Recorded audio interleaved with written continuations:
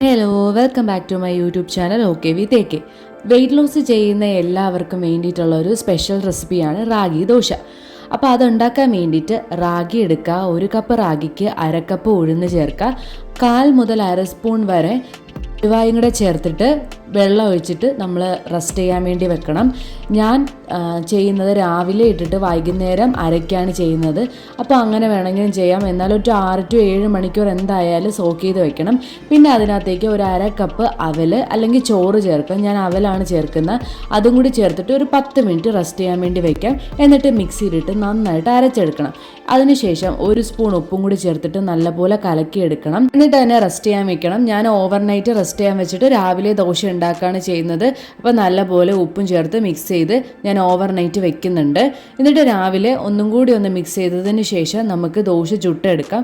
നല്ല ടേസ്റ്റാണ്. എല്ലാവരും ട്രൈ ചെയ്ത് നോക്കണം. അതുപോലെ തന്നെ എൻ്റെ ചാനൽ ഇതുവരെയും സബ്സ്ക്രൈബ് ചെയ്യാത്ത എല്ലാവരും ചാനൽ സബ്സ്ക്രൈബ് ചെയ്യുക. നെക്സ്റ്റ് വീഡിയോയ്ക്ക് വേണ്ടി വെയിറ്റ് ചെയ്യുക. അതുവരേക്കും ബൈ ബൈ.